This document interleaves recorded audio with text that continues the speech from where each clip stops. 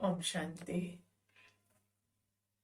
4/2/2021 के साकार महावाक्य आज सुनते हैं। हेडिंग में बाबा ने कहा, मीठे बच्चे, ये कयामत का समय है। रावण ने सबको कब्र दाखिल कर दिया है। बाप आए हैं अमृत वर्षा कर साथ ले जाने के लिए। प्रश्न दिया बाबा ने, शिव बाबा को भोला भंडारी भी कहा जाता है, क्यों? उत्तर में बाबा ने बताया, क्योंकि शिव भोलानाथ जब आते हैं तो गणिकाओं, अहिल्याओं, कुब्जाओं का भी कल्याण कर उन्हें विश्व का मालिक बना देते हैं। आते भी देखो पतित दुनिया और पतित शरीर में है, तो भोला ही हुआ ना। भोले बाप का डायरेक्शन है, मीठे बच्चे अब अमृत पियो, विकारों रूपी विष को छोड़ दो। गीत है, दूर देश का रहने वाला आया देश पराये में। ओम शांति। रूहानी बच्चों ने गीत सुना, अर्थात रूहों ने इस शरीर के कान कर्मेंद्रियों द्वारा गीत सुना। दूर देश के मुसाफिर आते हैं, तुम भी मुसाफिर हो ना। जो भी मनुष्य आत्माएं हैं वो सब मुसाफिर हैं। आत्माओं का कोई भी घर नहीं है। आत्मा है निराकार। निराकारी दुनिया में रहने वाली निराकारी आत्माएं हैं। बाबा कहते, उनको कहा जाता है निराकारी आत्माओं का घर, देश व लोक।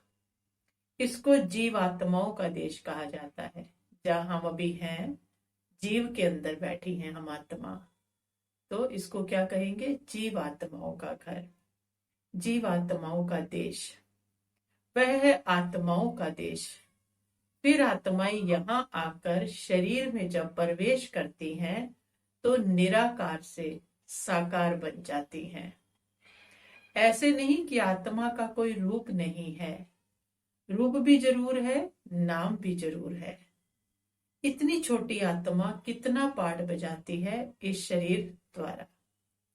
हर एक आत्मा में पाठ बजाने का कितना रिकॉर्ड भरा हुआ है। रिकॉर्ड एक बार भर जाता है, फिर कितना बारी भी रिपीट करो वही चलेगा। वैसे आत्मा भी इस शरीर के अंदर रिकॉर्ड है, जिसमें 84 जन्मों का पाठ भरा हुआ है। जैसे बाप निराकार है, वैसे आत्मा भी निराकार है। कहां कहां शास्त्रों में लिख दिया है कि वो नाम रूप से न्यारा है, परंतु नाम रूप से न्यारी कोई वस्तु होती नहीं। आकाश भी पोलार है ना, नाम तो है ना आकाश, बिगर नाम कोई चीज होती नहीं। मनुष्य कहते हैं परम पिता परमात्मा। अब दूर देश में तो सब आत्माएं रहती हैं। ये साकार देश है, इसमें भी दो का राज्य चलता है। स्थूल दुनिया में राम राज्य और रावण राज्य। आधा कल्प है राम राज्य और आधा कल्प है रावण राज्य। बाप कभी बच्चों के लिए दुख का राज्य थोड़ी बनाएंगे। कहेंगे भगवान ने दुख सुख बनाया है, दुख सुख की दुनिया बनाई है, तो बाप कभी दुख की दुनिया थोड़ी बनाएंगे। कहते हैं ईश्वर ही सुख दुख देते हैं। बाप समझाते हैं, मैं कभी बच्चों को दुख नहीं देता हूं। मेरा नाम ही है दुख हरता सुख करता। ये मनुष्यों की भूल है। ईश्वर कभी दुख नहीं देंगे। इस समय है ही दुख धाम। आधा कल्प रावण राज्य में दुख ही दुख मिलता है, सुख की रत्ती नहीं। सुख धाम में फिर दुख होता ही नहीं। बाप स्वर्ग की रचना रचते हैं, अभी तुम हो संगम पर। इसको नई दुनिया तो कोई भी नहीं कहेंगे। नई दुनिया का नाम ही क्या है? सतयुग है। वही फिर पुरानी होती है तो उसको कलयुग कहा जाता है। नई चीज अच्छी और पुरानी चीज खराब दिखाई पड़ती है, तो पुरानी चीज को खल्लास किया जाता है।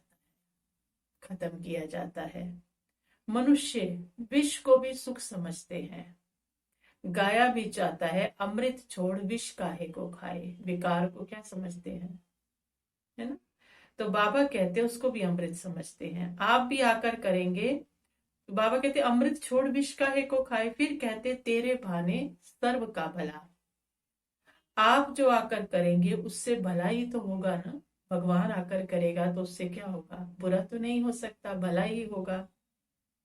नहीं तो रावण राज्य में मनुष्य बुरा काम ही करेंगे। ये तो अब बच्चों को पता पड़ा है कि गुरु नानक को 500 वर्ष हुए, फिर कब आएंगे तो कहेंगे उनकी आत्मा तो ज्योति ज्योत समा गई। आएंगे फिर कैसे, तुम कहेंगे आज से 4500 वर्ष बाद फिर गुरु नानक आएंगे। तुम्हारी बुद्धि में सारे वर्ल्ड की हिस्ट्री ज्योग्राफी चक्कर लगाती रहती है। इस समय सब तमो प्रधान है, इसको कयामत का समय कहा जाता है।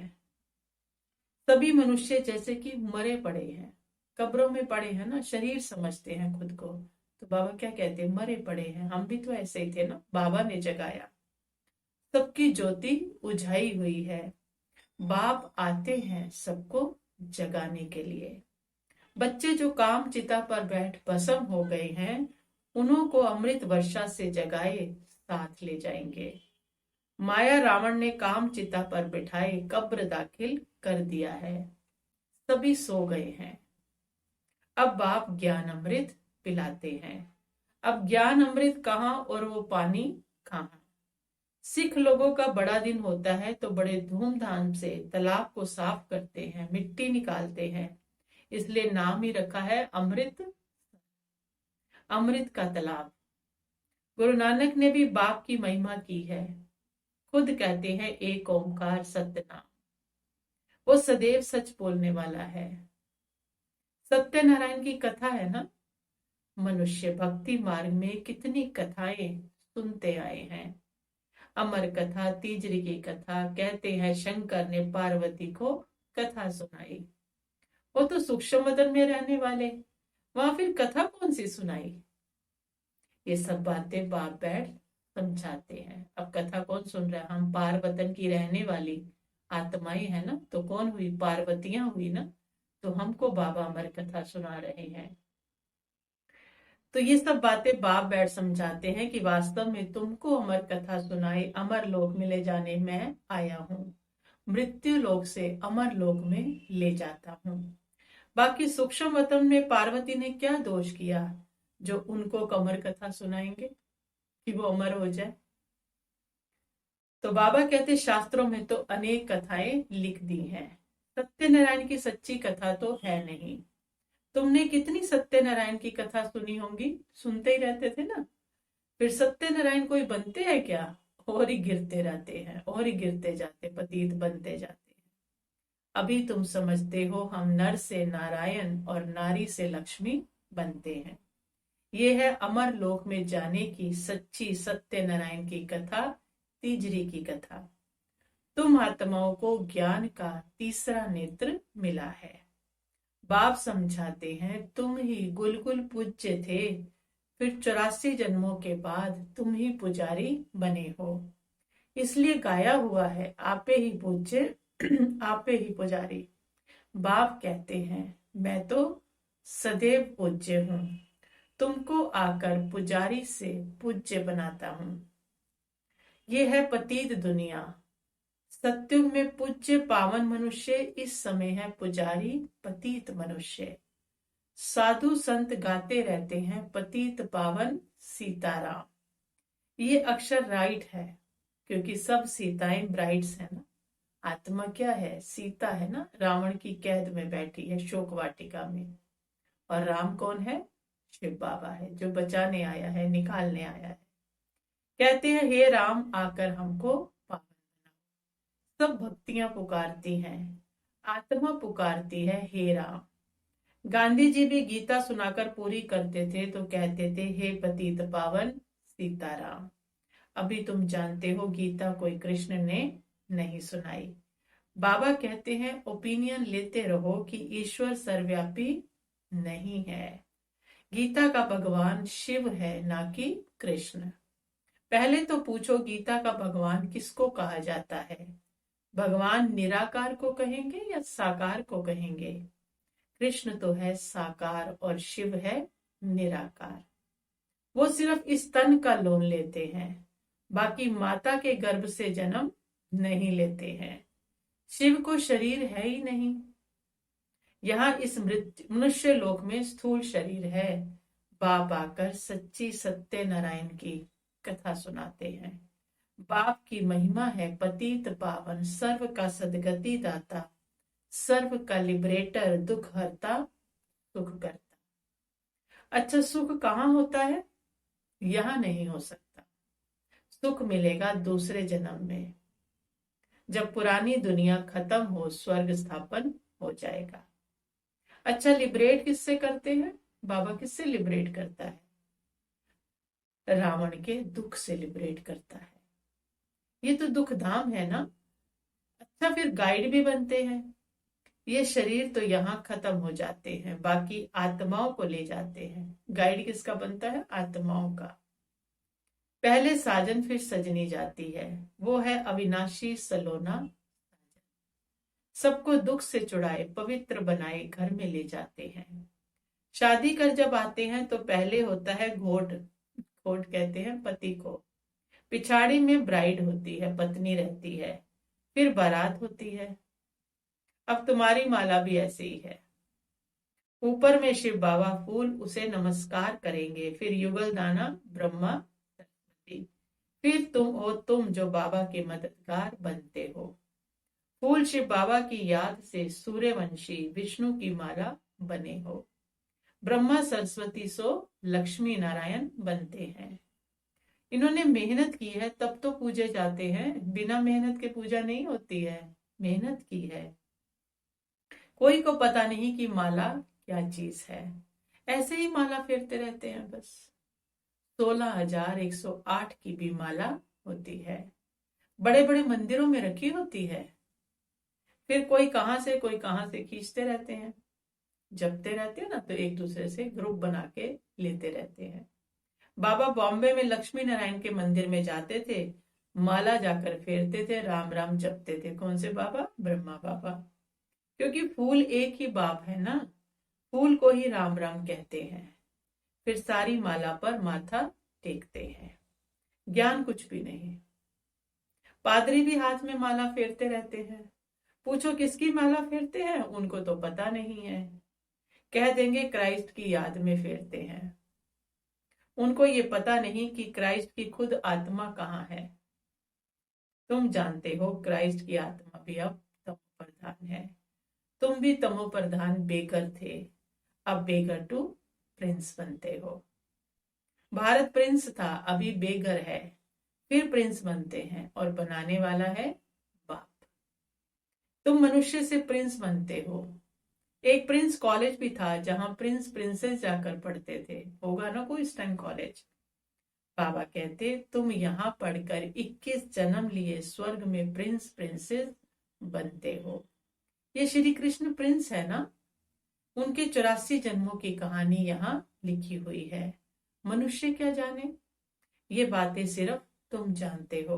भगवान वाच, वो सबका फादर है। तुम गॉड फादर से सुनते हो, जो स्वर्ग की स्थापना करते हैं। उसे कहा ही जाता है सचखंड, ये है झूठखंड। सचखंड तो बाप ही स्थापन करेंगे ना, झूठखंड रावण स्थापन करते हैं। रावण का रूप बनाते हैं, अर्थ कुछ भी समझते नहीं है। किसी को पता नहीं कि आखिरी भी रावण है कौन जिसको मारते हैं, फिर जिंदा हो जाता है। हर साल मारते हैं, फिर जिंदा हो जाता है। वास्तव में 5 विकार स्त्री के और 5 विकार पुरुष के, इसको कहा जाता है रावण। उनको मारते हैं, रावण को मारकर फिर सोना लूटते हैं। बाबा कहते तुम बच्चे जानते हो, ये है कांटों का जंगल। बॉम्बे में बबूलनाथ का भी मंदिर है। बाप आकर कांटों को क्या बनाते हैं? फूल बनाते हैं। तो बाबा के हर कर्तव्य का नाम है। सब एक दो को कांटा लगाते हैं, अर्थात काम कटारी चलाते रहते हैं। इसलिए इसको कांटों का जंगल कहा जाता है। सत्य को गार्डन ऑफ अल्लाह कहा जाता है। वही फ्लावर्स कांटे बनते हैं, फिर कांटों से फूल बनते हैं। अभी तुम 5 विकारों पर जीत पाते हो। इस रावण राज्य का विनाश तो होना ही है। आखिर बड़ी लड़ाई भी होगी। सच्चा सच्चा दशहरा भी होना है। रावण राज्य ही खलास हो जाएगा। फिर तुम लंका लूटेंगे। तुमको सोने के महल मिल जाएंगे। वो कहते तुम भी लूटेंगे, तुमको सोने के महल मिल जाएंगे। अभी तुम रावण पर जीत प्राप्त कर स्वर्ग के मालिक बनते हो। बाबा सारे विश्व का राज्य भाग्य देते हैं, इसलिए उसको शिव भोला भंडारी कहते हैं। गणिकाएं अहिल्याएं कुब्जाएं सबको बाप विश्व का मालिक बनाते हैं। कितना भोला है। आते भी पतित दुनिया और पतित शरीर में है। बाकी जो स्वर्ग के लायक नहीं है वो विष पीना छोड़ते नहीं है। बाप कहते हैं बच्चे अभी ये अंतिम जन्म पावन बनो। वे विकार तुमको आदि मध्य अंत दुखी बनाते हैं। क्या तुम एक जन्म के लिए विष पीना नहीं छोड़ सकते हो? मैं तुमको अमृत पिलाकर अमर बनाता हूं, फिर भी तुम पवित्र नहीं बनते हो। विष बिगर सिगरेट शराब बिगर रह नहीं सकते हो। मैं बेहद का बाप तुमको कहता हूं बच्चे, इस एक जन्म में पावन बनो तो तुमको स्वर्ग का मालिक बनाऊंगा। अब हम बच्चों से कहते हैं पुरानी दुनिया का विनाश और नई दुनिया की स्थापना करना ये बाप का ही काम है। बाप आया हुआ है सारी दुनिया को दुख से लिबरेट कर शांति धाम सुख धाम में ले जाने के लिए। अभी सब धर्म विनाश हो जाएंगे। एक आदि सनातन देवी देवता धर्म की फिर से स्थापना होती है। ग्रंथ में भी परम पिता परमात्मा को अकाल मूर्त कहते हैं। बाप है महाकाल, कालों का काल। वह काल तो एक दो को ले जाएंगे। बाबा कहते हैं वो काल तो एक दो को कहते ले जाएंगे, मैं तो सभी आत्माओं को ले जाऊंगा, इसलिए मुझे महाकाल कहते हैं। बाबा हंसते हैं ना कि तुमने किसको बुला लिया? महाकाल को बुला लिया। अब शरीर नहीं ले जाएगा, इन शरीर को छुड़ाए आत्माओं को ले जाऊंगा। तो बाबा कहते इसलिए मुझे महाकाल कहते हैं। बाप आकर तुम बच्चों को कितना समझदार बनाते हैं।